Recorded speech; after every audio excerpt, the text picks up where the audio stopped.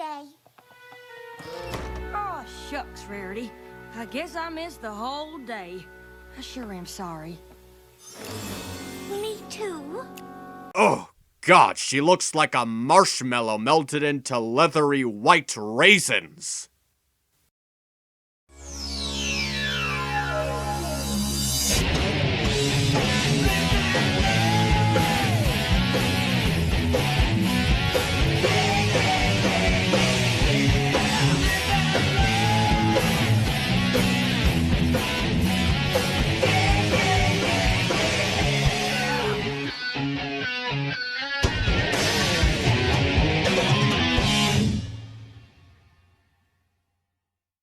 Applejack's Day Off has a title that makes the episode feel misleading considering what actually happens. But that shouldn't matter as long as the episode is entertaining or has something that's worth talking about. And to be honest, the episode was kind of hard to find something to talk about. Rarity has become impatient with Applejack taking too much time in her work and missing out on their spa treatments. One day, when Twilight and Spike accompany Rary to the farm, they offered to do some of AJ's chores, giving the two more time to relax. So while Twilight and Spike take their time going through AJ's list, AJ spends her day off fixing a problem at the spa, which still means that she can't relax with Rarity. And when AJ comes back, she talks about the importance of doing her chores by the book, despite that they've become an obsolete method of doing them, and the others show her faster ways to complete her work. I always like episodes that pit AJ and Rarity together, and the narrative making the best out of their chemistry. With the two having polar opposite ethnics and methods of communication, it adds more charisma and energy to their team-ups. This episode seems to have a little bit of it, but it doesn't have enough. It focuses more on AJ's attention to detail and how she can be easily distracted by her need to do work that she believes needs to be done.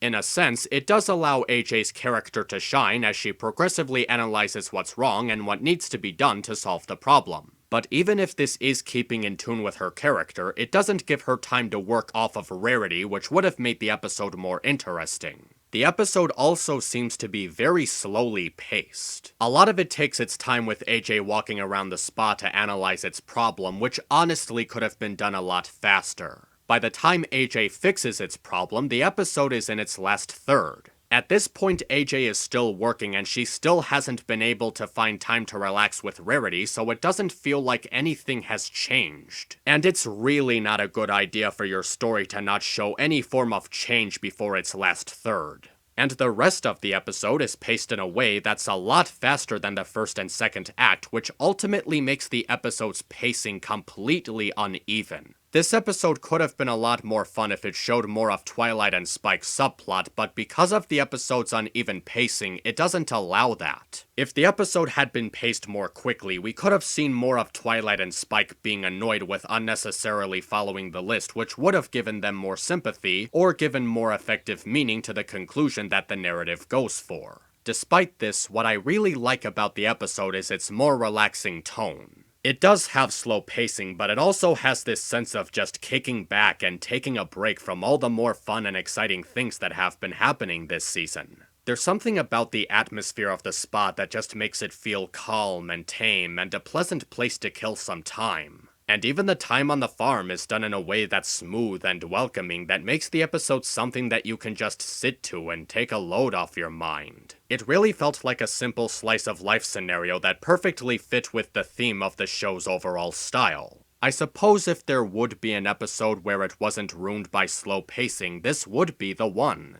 There's no exciting or high-stakes situations, but there's also no bad writing that makes it cringy to sit through. And the settings chosen for the episode fit the motivation strongly. You can just, sit down and relax to it. The episode also has good humor that works with its relaxing tone, built around some sarcasm and interesting Easter eggs in the background. Even the scenes with Rainbow Dash, though technically pointless, are enjoyably silly and fitting for her character. It shows that despite her athletic attitude and tomboy vibes, that she can be just as down-to-earth as the rest of the cast. And because of how she's been developed throughout the series, it doesn't feel off-putting for her to be at the spa. And the ending, even though it's built around quickened pacing, is still a nice ending. Twilight and Rarity talk to Applejack about how getting caught in a routine can lead to unnecessary steps in your work when there are more effective ways to get it done. By observing how she does her work and showing her faster ways to do it, they teach her how doing the exact same thing all the time can slow down your work production. And by making changes or using different tactics, you can properly speed up the process. In the end, Applejack learns how to explore different ways to do her work that may benefit her, and with Applejack being a workaholic, this was a very useful lesson for her to learn.